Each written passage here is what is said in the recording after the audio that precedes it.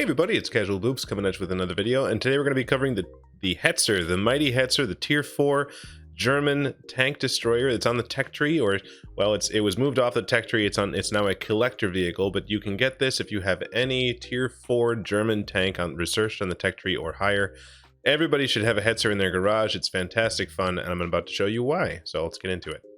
Okay, so the Hetzer is it's a tier 4, and I will say that I don't normally play tier 4 a lot because I feel like I'm seal clubbing and whatever, but it is a good tank. It's fun to play. It's not the easiest tank to play because it does require you to know things and work around teammates and so on and so forth, but it is a good time, and it's a quirky little bugger. So it has a bunch of guns, but really what you should be using is the 10 point. Let's get to the modules. Use the 10.5, the 105 millimeter derp gun. That's what you should be using. The AP round is trash, so almost never carry that. I carry almost all HE rounds and just like 5 or so heat rounds, because these you get almost the same penetration with your HE rounds as you do with your AP rounds, right? 53 versus 40, 53 versus 64. So you're almost doing the same thing. And the tanks that you will see with a tier 4 tank, you can see tier 3s and 4s and then 5s and 6s and stuff. So there's a lot of tanks that you will see that don't have very much armor, so 53 millimeters of HE pen will penetrate. And for the things that do have some armor, if you aim a little bit and you know what you're shooting at and so on, the 104 millimeters of heat pen will also get stuff done. And when you slap somebody for 410 damage at tier 4, you will wake somebody up, or they will not even know what just happened because they're dead. So use the 10.5 centimeter, and it's okay. There are some very good things about the tank, and there's some quirky, weird things about the tank that make it kind of balanced. It's not just like, face rolly all the time. And so like the DPM, this is a lie. This is assuming you're going to pen every single shot as soon as you're loaded. Ignore this. What really matters is you can do 410 penetrate or 410 damage, which is insane. 0.51 dispersion is catastrophically bad. It's a big derp gun, and the gun stats aren't that great. You really have to make the gun work, right? And because it's a lower tier tank, it doesn't get all the great equipment that a lot of the higher tier tanks. You don't have the option to equip a lot of those things. So this is a challenge to work around. I'll say that. The shell velocity is really slow. There's not that many shells. You only get 30, so I think I get 25 and 5. The top speed of 42 with a power to weight of just under 14 is not great. It's not that fast. The reverse speed is 11. That's not that fast. There's a lot of things here, if you notice, I'm not talking very good about, because there's a lot of things that aren't that great. 7 degrees of gun depression is just okay. It's a weird thing where it's got 5 degrees of gun traverse to the left and 15 degrees of gun depression to the right. And if you look at the actual 3D model, you'll see why that is, right? Because the gun is like this. So you can aim more to the right, because you can imagine the breach inside of this thing can move further to the left. So the gun can move more to the right, but not as far to the left. It's just another weird thing you've got to keep in mind when you're trying to set up for a target to shoot at a thing. So that's weird. The crew layout, I'm not even sure. It doesn't matter. You have to train a crew for this tank, because it's technically it works the same as a tech tree tank. So put a crew in it, and there you go. The other thing that's notable is that the view range is catastrophically bad. 260, not 360 or whatever. It is 260, and I think this is also, first of all, it's because balance, but also because this thing was actually built in the real world. And my understanding is that the view range in the real world, like the ability for people inside of this thing to see outside of the thing, was very, very, very limited. Like, I don't know, you can watch some tank museum things. It's kind of remarkable because it was built in real life, but like, you could apparently only see out of a couple little peepholes in the front. And so anyways, Wargaming have decided to give it, probably as a nod to history and also to balance out the big stupid gun, catastrophically bad view range. So this is a challenge to work around. So that's kind of the whole thing. But your goal is to just slap people in the face for 410. And so we'll get into the armor. The armor is actually, it can be legit. This is a Hetzer shooting itself with its crappy AP rounds, HE rounds. You're not going to pen from the front. The heat rounds, right? So you do have a lower plate that's weaker, right? So a Hetzer shooting you, but it looks like this. So it does have some armor, right? And if you do use some of that gun depression and so on, you can actually bounce some pretty good stuff off this upper plate, especially if you're using some gun depression. You compare that to like some random tier 5, I don't know, like let's say like a KV, like a Churchill. I don't know, whatever. You'll probably see these things. Yeah. Okay. So Churchill doesn't care about your armor. So the armor can work, but it's not reliable. All right. It's one of those things where you kind of have to rely on the fact that people don't know what they're doing at these tiers, or they're ignoring you because you're far off and you're not spotted, or whatever. But the armor can work, right? It's got angles, and the thickness is there if you can over angle and stuff. But generally speaking, high tiers don't care about your armor. And then if you're comparing to like low tiers, like tier 3 things, I don't know, tier 3 T29, you should see these a lot. Tier 3s do care about your armor, right? So if they tap heat rounds and stuff, tier 3s, the armor works, right? This is just a general, like, you know, the general thing.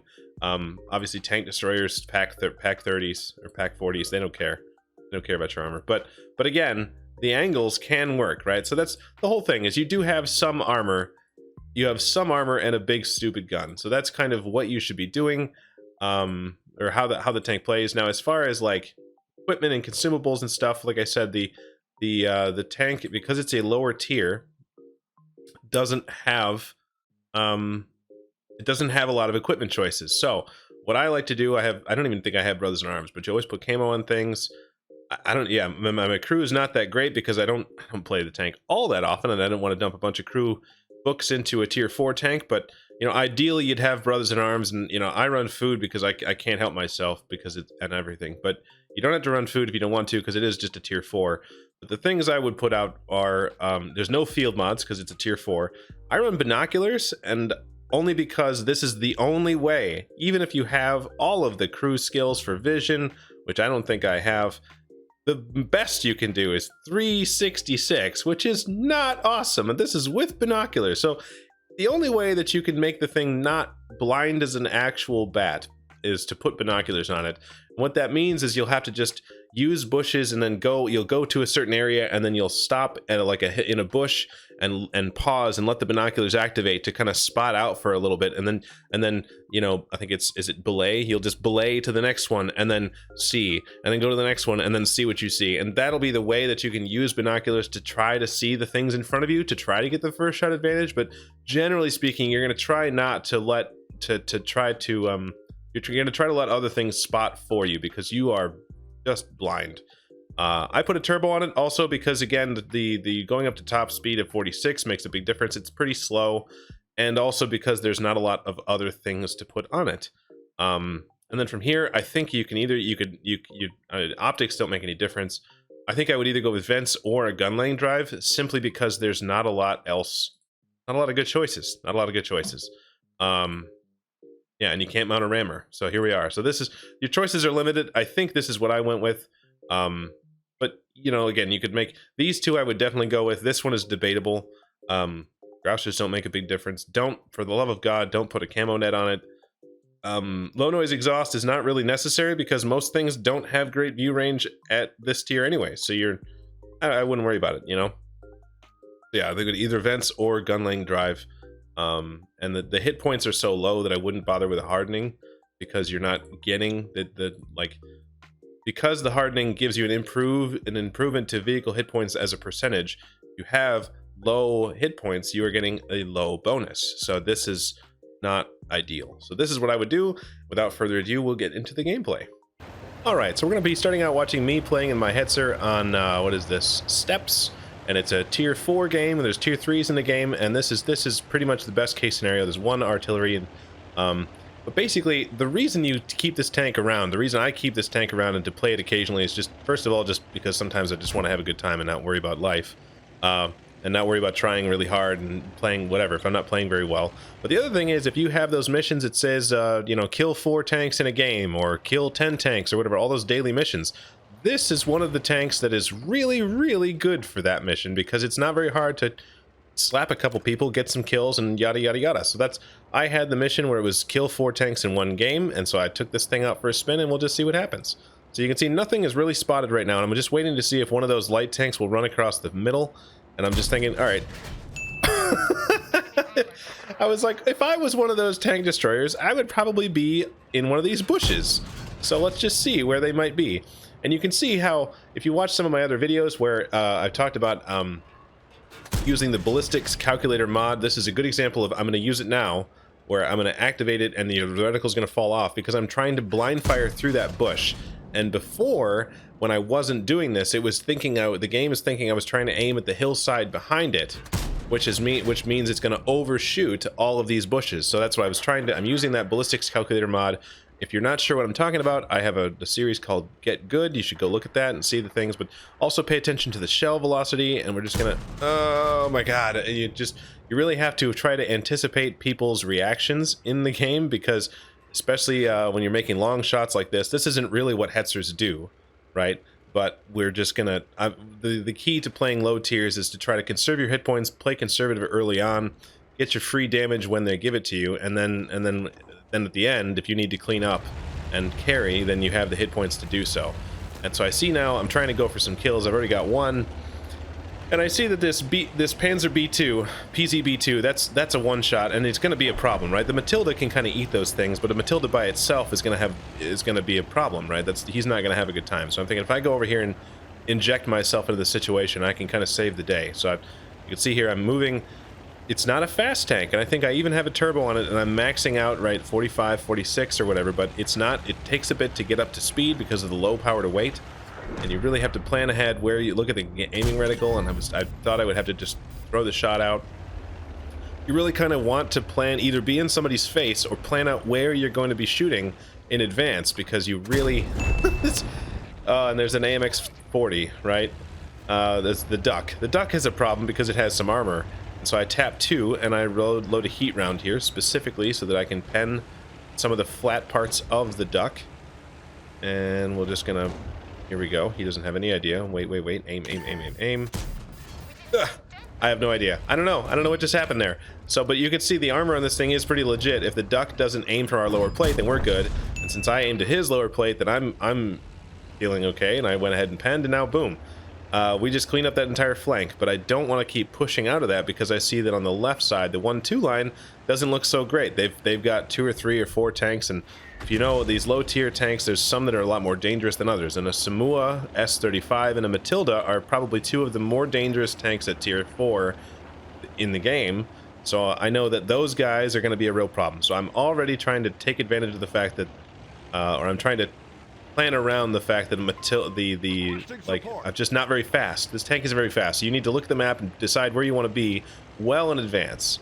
So I need to get up on this hillside and see if I can throw something out there. And you know, it's no good, but like you don't have a lot of ammo, but also every one of these that pens can just mess people up. So, and I also know that I have 2 FCM 36 Pack 40s that are in the platoon on the back line. So really, those guys and those tanks are actually way more broken than this one. They have really, really good view range and good guns. So I'm thinking as the guys in the 1-2 line push, they're going to be spotted by the FCMs. And so if I can be here and leverage the fact that they're spotting, come on now, come on. You can see me trying to work around the narrow gun arc.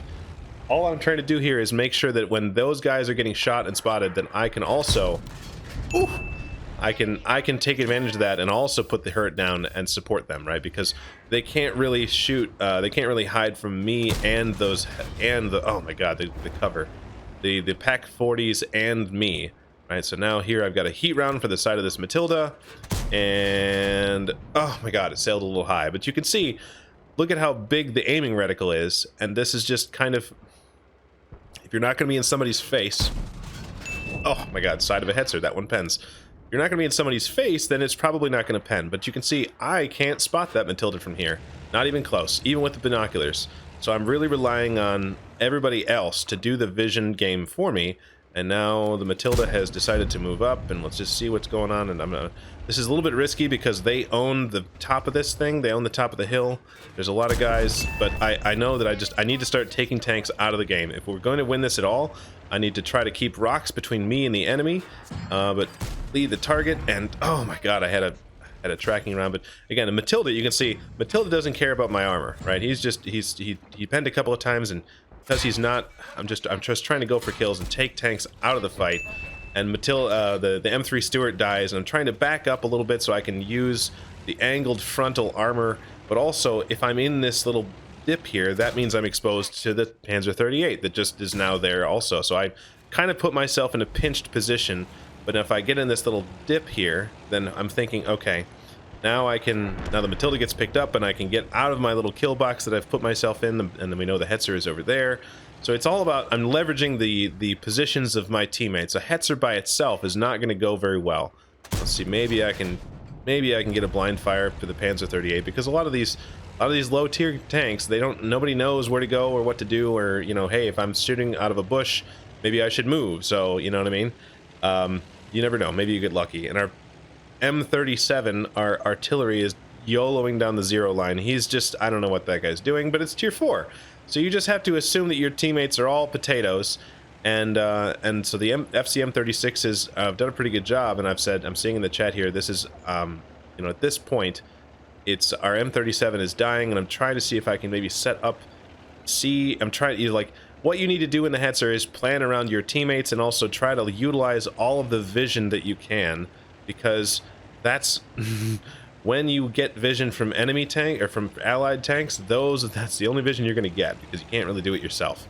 But you can see here, this guy is wait for it. Oh my god, it sailed right over the engine deck. But this is what it is. This is the duality of this tank. And I know the FCM36 Pack 40 is running, and the Panzer 38T are also, they're both running down our artillery. So because of that, I know that they're not set up on the opposite ridge where they could otherwise farm me right now. So normally what I'm doing right now would get me shot and killed, but I know that those guys are off doing something else, and this guy's isolated, so I can pick this guy, and then we can even the score again. So I'm going to try to get in here and do the things, and I can aim a little bit further to the right than to the left, so I'm going to just see if I can, oh my god, I don't know what this guy's up to, but I'm looking for the green reticle, let it aim in, and then boom, 315 damage. It just slaps. It just slaps so hard. So right now we've got 8 kills, by the way. I don't know if you noticed, the things have kind of racked up pretty quick.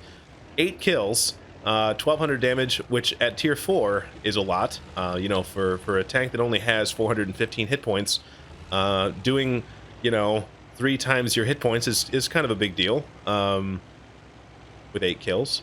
So anyways, and also there's one of those that was, the very first shot was unspotted, so that's all that damage isn't even accounted for. So now I'm trying to approach, I'm assuming that those guys are all going to be on the back line along the K line. And so I'm trying to approach in a way that I can maybe, you know, not get spotted and stay in cover and so on. And then I see our FCMs have moved up to the next ridge, which is perfect, and they have used their awesome view range to spot this Panzer 38T. And I'm going to see if I can get up here, and again, just trying to utilize the vision that my team is providing to me and different fields of fire. So I'm going to sit in this bush, I think, and we'll just wait. Because if that Panzer 38T moves any further forward and tries to engage the FCMs, then I can shoot him. There he goes, and let's just wait for the shot. Wait for the shot, and we can, because the shell velocity is so low, it's such a slow shot, I'm going to see if I can shoot over the hill. Oh my god, it just barely doesn't work. That's not ideal. We're just going to try it again here real quick. It's a sliver of a shot. But this guy's also a one-shot now, so I'm saying, alright, FCM, you're going to have, like, I know that their enemy FCM is a big problem, and he's obviously on this ridge somewhere, and our FCM is going to just have to deal with that. That guy's, the Panzer 38T is a one-shot. I'm assuming the FCM's got this. I know that with the vision that the FCM 36 Pack 40 has on the enemy team, and the lack of vision that I have, their FCM is going to be the biggest problem for me in this game, so I need to get in close where I can to, oh, okay, blap. And you aim for the soft bits if you know what you're doing. And, man, this is what you can do here. So you got 9 kills, and, like, I knew that I needed to close the distance before that FCM 36 Pack 40 put himself in that perch up there, because if he ever got there, I was just screwed. There's no way to approach that I wouldn't be outspotted, and he, you know, they have such good DPM that I was just gonna, it was gonna be the end of the game. So I needed to push in there, and luckily that guy, he was trying to support his own scout, so I don't think that putting himself there was a bad choice. So just maybe I would have picked a different, bush, or he, you know, he didn't even see me coming until I proxy spotted him. So And now I realize that the only one left is the artillery. And because I've been shooting a lot this game and I've got a lot of kills, I got 9 kills, and I don't have very much ammo left. I only have 5 shots left. So I'm going to load my heat round because I'm assuming that... okay, so somebody's pinging. I'm just shooting these rounds because I am trying to get a Faden's medal. And a Faden's medal, if you haven't seen some of my other stuff, the 1357 game that I had featured on this channel was the first time I've ever done it.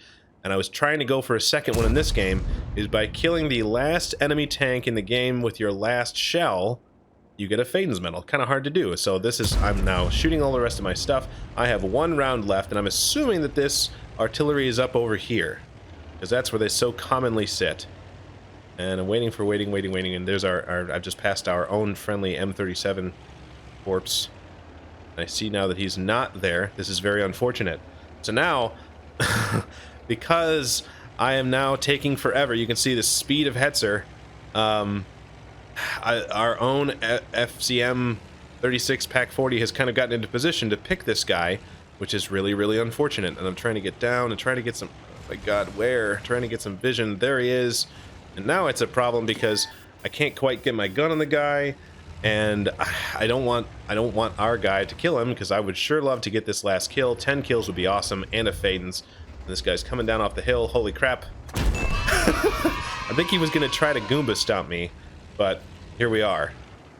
Alright, so at the end of the game we ended up with 10 kills, 2,100 in damage, 118 spotted somehow. And that gave us a first class, only because we weren't spotting a lot of our own damage, right? The Hetzer doesn't have very good view range, so probably almost everything I was shooting, I wasn't the one spotting it. That was also a Top Gun, a high caliber, and a Faden's medal. Again, that's my that's my second one ever. That happened about a week after the first one, so I was pretty stoked. Anyways, that's 1,033 base XP, and that ended up giving us a profit of 6,000 credits only, because I already had the food consumables, so if I hadn't had that, I'd have lost money. But honestly, it's just because I shot so many things and I was shooting ammo into the ground at the end. It doesn't matter. If you just shoot HE and you pen your shots, you can actually do okay, but tier 4 isn't really where people go to make money anyways, so it doesn't really matter. This is just an example of what the Hetzer can do. The Hetzer is the great equalizer, because it can just wreck your entire day, but it also can't see in front of its own face.